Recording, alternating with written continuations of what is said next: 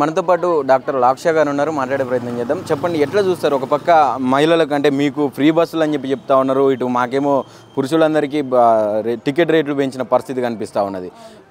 మిమ్మల్ని కోటీశ్వరాలని చేస్తా, అదే నా లక్ష్యం అని చెప్పి మాట్లాడుతూ ఉన్నారు రేవంత్ రెడ్డి గారు. ఎట్లా చూస్తారు?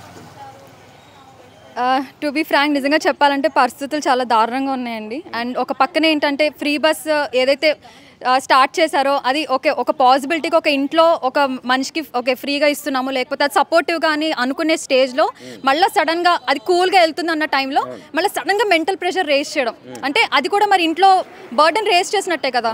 ఇక్కడ ఫ్రీ అని ఇస్తూ మరి పురుషుల దగ్గర నుంచి మరి మనీ తీసుకున్నట్టే కదా. అది ఎక్కడ ఫ్రీ అవుతుంది, అది ఎక్కడ న్యాయం అవుతుంది? సో సడన్గా అసలు పాలన అంటే ఎలా ఉండాలండి?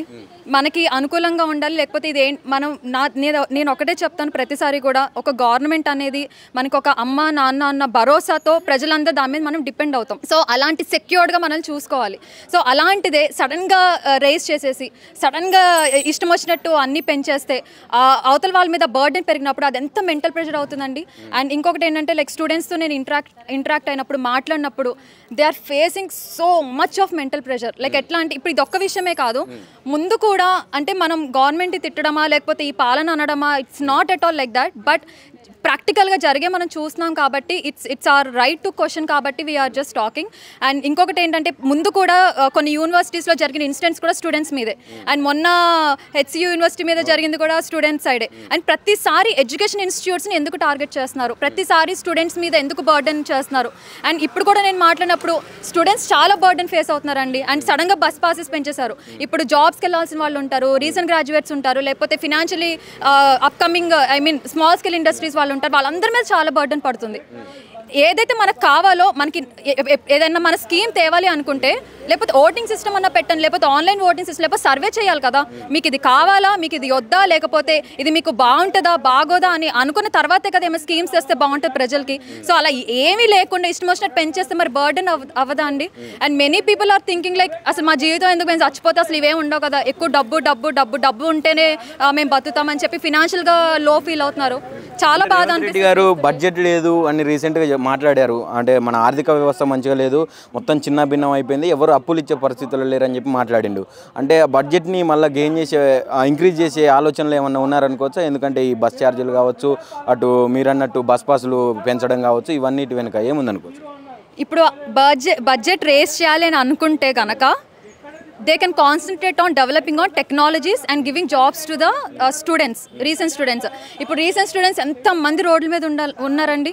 జాబ్ స్కామ్స్ ఎఫెక్ట్ అయిన వాళ్ళు ఉన్నారు, సైబర్ క్రైమ్ ఇష్యూస్ ఫేస్ అయిన వాళ్ళు ఉన్నారు. మరి వాళ్ళందరి మీద ఎందుకు కాన్సన్ట్రేట్ చేయట్లేదు? మళ్ళీ ఇక్కడ నుంచి అంటే ఒక పక్కనేమో వాళ్ళు తగ్గిపోతూ ఉన్నారు, ఇటు పక్కనేమో ఫినాన్షియలీ డౌన్ అయిపోతుంది. వీళ్ళు అసలు ఎప్పుడు పైకి వస్తారు, ఎప్పుడు డెవలప్ చేస్తారు? ఫినాన్షియల్గా మన రాష్ట్రాన్ని అభివృద్ధి పరచడానికి రీసెంట్గా అందాల పోటీలు కూడా పెట్టారు కదా, దానివల్ల డెవలప్మెంట్ జరుగుతుందని చెప్పిండు పెద్ద ఎత్తున మన రేవంత్ రెడ్డి గారు. దానికి ఏం చెప్తారు? ఇప్పుడు అక్కడ పెట్టినంత బడ్జెట్ అంతా కూడా దానికి ఎంతో కొంత బడ్జెట్ పెట్టుంటారు. ఓకే, అందాల పోటీలు అవన్నీ కూడా అదొక secondary entertainment kind of thing. అది ఒక పక్కన ఉండినా కూడా దానికి ఎక్కువ అంటే దేనికి బడ్జెట్ ఎలా అలాట్ చేయాలన్న అవగాహన అనేది ఉండాలి.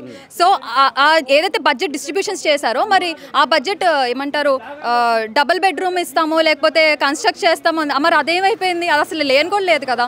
మరి బడ్జెట్ డిస్ట్రిబ్యూషన్ అలాట్మెంట్లో డబుల్ బెడ్ లైక్ అంటే బిలో పవర్టీ లైన్ చాలా మంది ఎఫెక్ట్ అవుతున్నారు. మరి వాళ్ళందరికీ డెవలప్మెంట్స్ చూడొచ్చు కదా. అక్కడ బడ్జెట్ లేదని ఎలా చెప్తున్నారు? బడ్జెట్ లేకపోతే అందాల పోటీలు ఎలా కండక్ట్ చేస్తారు?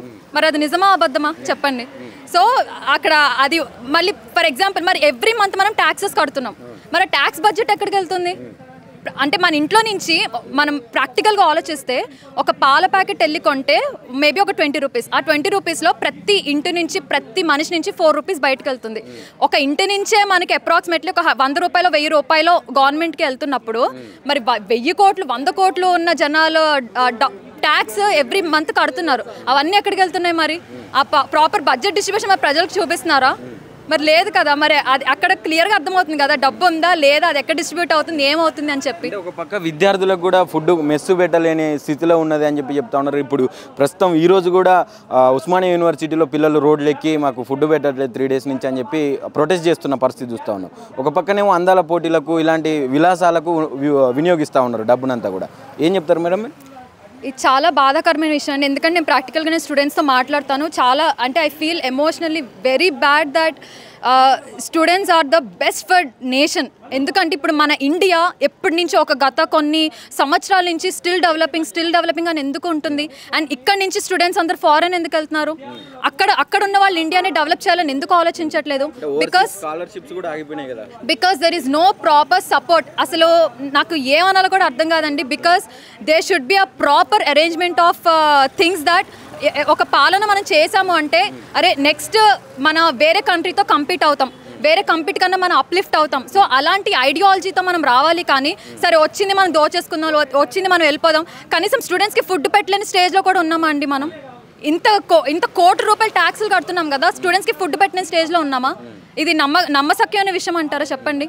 సో మరి నాకేం మాట్లాడాలి కూడా అర్థం కావట్లేదు. ప్రాక్టికల్గా నిజాలన్నీ తెలుస్తున్నాయి, ప్రజలే ఆలోచించాలి. అండ్ ఇంకొకటి ఏంటంటే స్టూడెంట్స్ అయితే చాలా సఫర్ అవుతున్నారండి, చాలా ఫేస్ అవుతున్నారు. ప్రతిసారి ఎగ్జామ్స్ మానుకొని లేకపోతే ఫినాన్షియల్గా వేరే వాళ్ళని అప్పులు అడుక్కొని ప్రతిసారి రోడ్ల మీదకి వచ్చి వీ వాంట్ జస్టిస్ అని చెప్పి ఫైట్ చేసే సిచ్యువేషన్స్ని ఒక గవర్నమెంట్ ప్రజలందరూ రోడ్ల మీదకి వచ్చి వీ వాంట్ జస్టిస్ అని ఫైట్ చేసే స్టేజ్ ఎప్పుడైతే వచ్చిందో అప్పుడే గవర్నమెంట్ అనేది పడిపోయినట్టండి. This the only one thing I want to say.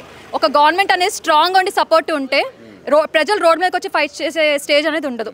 So అలాంటి పీస్ఫుల్ పాలన ఉంటే బాగుంటుందని నేను కోరుకుంటున్నాను. ఓవరాల్గా ఏం డిమాండ్ చేస్తూ ఉన్నారు ప్రభుత్వాన్ని? ఇప్పుడు వచ్చే స్కీమ్స్ అయినా ఫర్దర్గా చేసే స్కీమ్స్ అయినా ఏవైతే స్కీమ్స్ ఉన్నాయో అది ప్రతిదీ కూడా ఒక సర్వే లాంటిది కండక్ట్ చేసి దెన్ ఆ పర్టికులర్ గ్రూప్ ఆఫ్ కమ్యూనిటీ అయినా పర్టికులర్ గ్రూప్ ఆఫ్ పీపుల్ అయినా ఎవరైతే ఎన్నుకోబడతారో లేకపోతే ఆ సిచ్యువేషన్లో ఎవరైతే ఉంటారో వాళ్ళందరికీ ఓకే అయిన తర్వాత ఒక డెసిషన్కి వచ్చి అలాంటి తర్వాత అప్పుడు స్కీమ్స్ అనేది జనరేట్ చేస్తే బాగుంటుంది.